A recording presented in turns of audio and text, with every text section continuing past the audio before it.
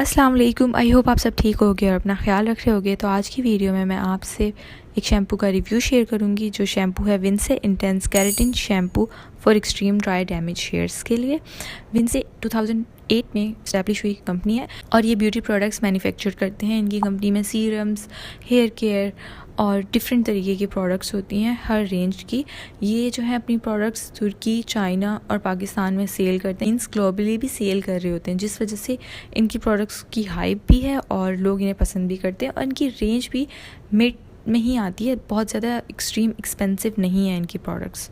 Shampoo की bottle बहुत sleek सी है, प्लास्टिक की बॉटल है। 230 ml जो है आपको प्रोडक्ट मिल जाएगी। अगर आप किसी स्टोर से लेते हैं तो आपको डिस्काउंट प्राइस में प्रोडक्ट मिल जाएगी, बट अगर आप ऑनलाइन लेंगे और किसी का अगर आप कोड यूज़ कर लें तो आपको डिस्काउंट मिल जाएगा। तो मैं आपको दोनों लिंक्स प्रोवाइड कर दूँगी, ऑफिशियल वेबसाइट के भी और दराज का भी, ताकि आप देख लें जहाँ पे भी आपको सेल में मिल रहा हो तो आप वहाँ से ये ले सकती हैं। ये कंपनी क्लेम करती है कि इनकी सारी प्रोडक्ट्स वीगन हैं। वीगन मींस जितने भी इंग्रेडिएंट हैं वो एनिमल पर टेस्ट आउट नहीं हुए हुए, उनके इंग्रेडिएंट सेफ़ हैं, प्लांट से एक्सट्रैक्ट हुए हैं।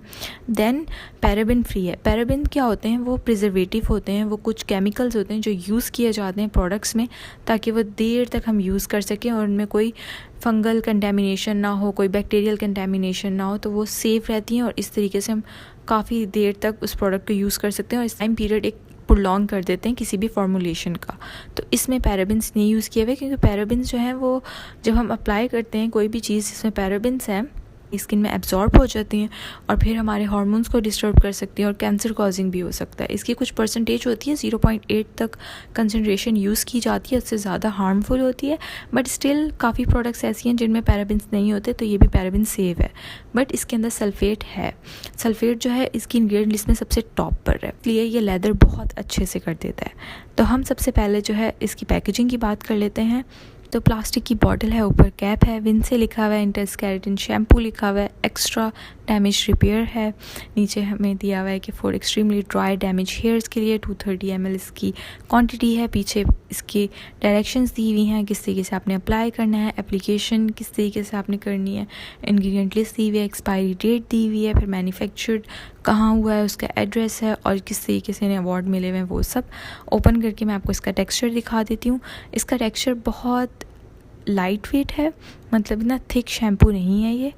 और लाइट वेट शैम्पू की ये बात होती है कि उसको थोड़ा सा ज़्यादा यूज़ करना पड़ता है, बट इसमें ऐसा नहीं है, आपको कम क्वांटिटी ही अच्छी लास्ट कर जाती है। और इसकी जो खुशबू है बहुत लाइट है, बहुत ज़्यादा लाइट है, इतनी हैवी नहीं है। काफ़ी देर बाद आपको फील भी नहीं होगी बालों में। कुछ शैम्पू होते हैं जो काफ़ी देर तक जिनकी फ्रेगरेंस रहती है, तो इसमें इस तरह नहीं है, जबकि फ्रेगरेंस ऐड की हुई है, इनकी इंग्रेडिएंट लिस्ट में भी मेंशन था। अब अगर मैं बात कर लूँ अपने फाइनल रिव्यू की, तो ये बहुत अच्छा शैम्पू है। थोड़ा प्राइसी है, पर 230 ml आपको प्रोडक्ट मिल रही है, जबकि नॉर्मल शैम्पू में इतनी ज़्यादा आपको प्रोडक्ट नहीं मिलती। तो अगर आप वीक में 3 बार शैम्पू कर रही हैं तो ये प्रोडक्ट जो है वो 2 मंथ्स ईजीली आपको लास्ट कर जाएगी। शैम्पू जो है आपके बालों को स्मूद आउट कर देता है, मतलब जब आप इसको अप्लाई करते हैं, एक्चुअल में बाल डैमेज हमारे तब होते हैं जब हम शैम्पू कर लेते हैं। तो शैम्पू का काम होता है वो सारे ऑयल्स को हमारे बालों से एक्सट्रैक्ट कर लेता है और हमारे बाल ड्राई हो जाते हैं। फिर अगर हम कंडीशनर नहीं अप्लाई करें तो फ्रिक्शन हमारे बालों में बहुत ज़्यादा हो जाता है, जिस वजह से बाल डैमेज हो जाते हैं, कहीं कहीं से टूट जाते हैं और फिर बहुत ज़्यादा स्प्लिट एंड्स वगैरह ये सब चीज़ें होने लग जाती हैं ड्राइनेस की वजह से। तो एक शैम्पू इस तरीके का हो जो आपके बालों को स्मूथ भी करे और साथ में उसके ऑयल भी एक्सट्रैक्ट कर ले और आपको कंडीशनर लगाने की भी ज़रूरत ना पड़े, तो ये ऐसा शैम्पू है।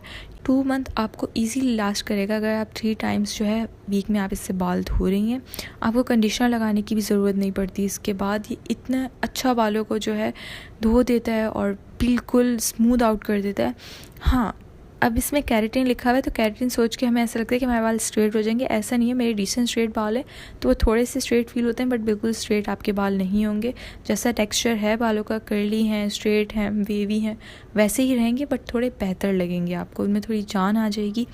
और जितने भी एंड्स हैं वो सारे ड्राई नहीं लगेंगे, क्योंकि एंड्स में ही एक्चुअली इशू होता है कि जब आप कलर करा लें या कुछ भी तो उसके बाद बहुत ज़्यादा ड्राई हो जाते हैं।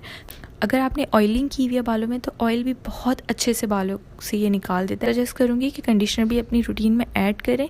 कंडीशनर से ये होता है कि स्प्लिट एंड्स नहीं हो रहे होते और आपके बाल काफ़ी देर तक नरिश रहते हैं। इन सब का इशू कम होगा तो हेयर ग्रोथ तो वैसे ही बेहतर हो जाएगी। अगर आप इस नीयत से इसे यूज़ करना चाह रही हैं कि मेरे बाल रीग्रोथ हो जाएंगे, तो ऐसा नहीं होगा।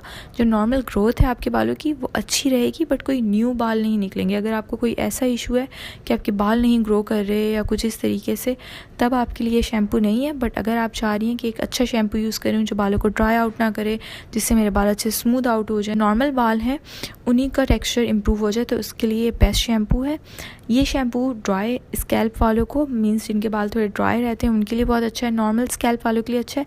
ऑयली स्कैल्प वालों को मैं इतना रिकमेंड इसलिए नहीं करूँगी। गर्मियों में, सर्दियों में वो इजीली यूज़ कर सकते हैं, गर्मियों में मैं इसलिए रिकमेंड नहीं करूँगी क्योंकि केराटिन ना यूजुअली आपके बालों को बहुत ज़्यादा नरिश कर रहा होता है। तो पहले ही बाल ऑयली होते हैं और फिर आप ऐसा कोई नरिशिंग शैम्पू लगाएं तो उससे फिर वो अच्छी तरीके से आपको ऐसी फील आती है कि बाल धुले नहीं हैं। इसलिए ऑयली स्कैल्प वालों को समर में ये रिकमेंड नहीं है मेरी तरफ से कि आप इसे विंटर्स में यूज़ कर सकते हैं। होप आपको ये वीडियो अच्छी लगी हो, और अगर इससे रिलेटेड कोई भी सवाल है तो आप उनसे कमेंट सेक्शन में ज़रूर पूछ लीजिएगा। अल्लाह हाफ़िज़।